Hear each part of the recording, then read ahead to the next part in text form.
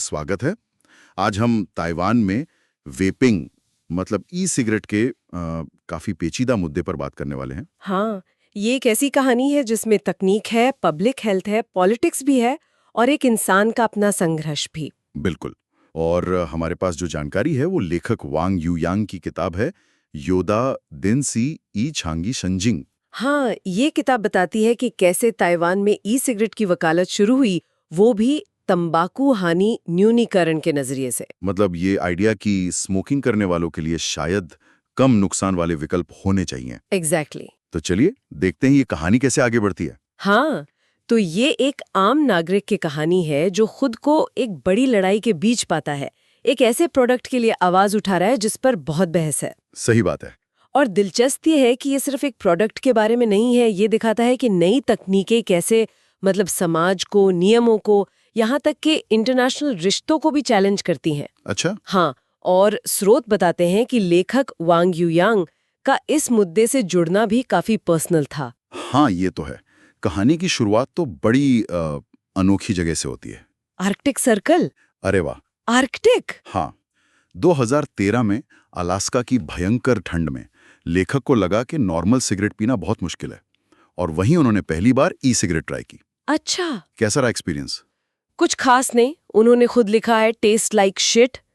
लेकिन हाँ, उस एक्सट्रीम ठंड में इसकी जो सहूलियत थी उसने उनका ध्यान खींचा। मतलब प्रैक्टिकल जरूरत से शुरुआत हुई। हाँ, फिर कुछ साल बाद ताइवान में वो इंटरनेशनल एग्जीबिशन में काम कर रहे थे, तो उन्होंने देखा कि ई सिगरेट कैसे एक नया उभरता हुआ इंडस्ट्री बन रहा है। पहले शायद टेक शो में दिखते होंगे। हाँ बिल्कुल, और अब इनके अपने एक्सपो होने लगे थे। मतलब काफी तेजी से बढ़ रहा था ये सेक्टर। और यहीं पर मतलब बात और इंटरेस्टिंग हो जाती है। स्रोत बताते हैं कि फॉक्सकॉन, हाँ हॉन हाई और पेगाट्रॉन जैसी बड़ी ताइवानी टेक कंपनियां भी चुपचाप ई सिगरेट डिवाइस बना रही थी। अच्छा, ये तो बड़ी बात है। हाँ, और जब लेखक ने फॉक्सकॉन के शामिल होने की खबर, खासकर वो सूर्य ने डिवाइस वाली, जब पब्लिक की, तो ताइवान सरकार का जो हेल्थ प्रमोशन एडमिनिस्ट्रेशन है, हाँ। और खुद फॉक्सकॉन की तरफ से मतलब जबरदस्त रिएक्शन आया, मामला एकदम गर्मा गया। ये वो कर सकते हैं पर कह नहीं सकते वाली सिचुएशन होगी टेक वर्ल्ड में।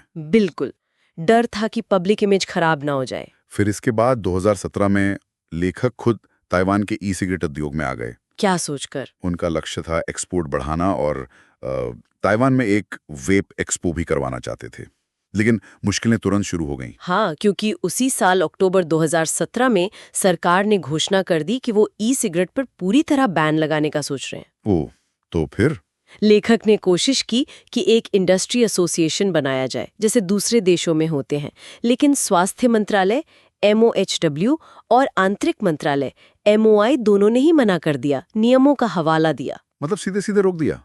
हाँ, बाद में एक डेवलपमेंट एसोसिएशन बनाने की कोशिश की, वो भी सरकारी चेतावनियों के बाद रिजेक्ट हो गई। सरकार से बात करने की कोशिशें भी हुई होंगी। हाँ बिल्कुल, पर वो भी नाकाम रही। कुछ सांसदों से मिले, जैसे चेंग यून पेंग थे, जिन्होंने पब्लिकली बैन पॉलिसी पर सवाल उठाया था और चेन मान ली भी थी। तो क्या हुआ? या तो जवाब नहीं मिला, या मीटिंग्स हुई भी तो कोई नतीजा नहीं निकला। ऐसा लग रहा था जैसे सरकार या तो सुनना ही नहीं चाहती थी, या फिर पार्टी का दबाव था। ये तो मुश्किल स्थिति थी। और मीडिया का भी अपना रोल था। लेखक को लगा कि रिपोर्टिंग काफी पक्षपाती है, एक तरफा है। अच्छा। हाँ, और जब उन्होंने बैलेंस की मांग की तो अक्सर उन्हें नजरअंदाज किया गया। एक रिपोर्टर ने तो गुस्से में कह भी दिया, नाराज हो तो खुद अपना लेख लिखो। अरे पुस्रोंग नीत्सुजी थोशु। और उसके बाद उन्होंने सच में अलग अलग मीडिया आउटलेट्स में ऑपेड लिखना शुरू कर दिया। वाह, मतलब लड़ाई जारी रखी। और ये सिर्फ देश के अंदर की बात नहीं थी शायद। नहीं, बिल्कुल नहीं, इंटरनेशनल लेवल पर भी चुनौतियां थीं। 2018 में शेंजन एक्सपो के लिए ताइवानी कंपनियों को आर्थिक मंत्रालय MOE से सब्सिडी मिली थी। हाँ, ये तो अच्छी बात हुई होगी। हाँ, लेकिन जैसे ही मीडिया में खबर आई, स्वास्थ्य मंत्रालय MOHW ने दबाव डाला और वो सब्सिडी कैंसिल कर दी गई। क्या मतलब सरकारी विभाग आपस में भिड़ गए? साफ दिख रहा था। MOHW का दबदबा कितना था ये भी पता चलता है। और फिर वो कोरिया एक्सपो वाला मामला भी था शायद 2018 का। हाँ, वो भी एक अजीब किस्सा था। जब कोरिया एक्सपो के आयोजकों ने ताइवान को एक पार्टिसिपेंट कंट्री की तरह लिस्ट किया, तो चीन ने कड़ा विरोध जताया। ओ, ये तो जियोपॉलिटिक्स हो गई है। हाँ, और फिर ताइवान का नाम हटा दिया गया लिस्ट से। लेखक ने फिर इस मुद्दे को पब्लिक किया। तो इसके बाद ताइवान के विदेश मंत्रालय MOFA ने दखल दिया और आयोजकों ने कहा कि वो न्यूट्रल रहेंगे। तो मतलब एक बिजनेस का मुद्दा कैसे जियोपॉलिटिकल बन जाता है, ये भी देखा। ये सब बाहरी लड़ाइयों के साथ साथ इंडस्ट्री के अंदर भी सब ठीक नहीं था क्या? नहीं, अंदर भी खींचतान थी। लेखक को महसूस हुआ कि ये वकालत का काम मतलब एडवोकेसी वो काफी हद तक अकेले ही कर रहे हैं। अच्छा, बाकी लोग साथ नहीं दे रहे थे? स्रोत बताते हैं कि उन्हें लगा जैसे बाकी लोग सिर्फ अपना फायदा देख रहे थे। नियमों में बदलाव के लिए जो एक साथ मिलकर कोशिश करनी चाहिए या फंडिंग करनी चाहिए, वो नहीं हो रहा था। आपसी सहमति की कमी थी। बिल्कुल, हितों का टकराव भी था। इसी वजह से लेखक ने आखिरकार वो जो औपचारिक इंडस्ट्री एसोसिएशन बनाने की कोशिश थी, उससे इस्तीफा दे दिया। उन्हें लगा कि वो अकेले ज्यादा असरदार रहेंगे। हाँ, उन्हें लगा कि स्वतंत्र रूप से वकालत करना ज्यादा बेहतर है। तो कुल मिलाकर ये जो शुरुआती दौर था, वो बाहरी विरोध और अंदरूनी कलह दोनों से भरा हुआ था। तो इन सब बातों का निचोड़ क्या है? ये स्रोत हमें ताइवान में ई सिगरेट बहस के वो शुरुआती उथल-पुथल वाले दिन दिखाते हैं। क्योंकि आजादी और ताकतवर आर्थिक हित आपस में टकराते हैं तो पॉलिसी कैसे बननी चाहिए? सही बात है।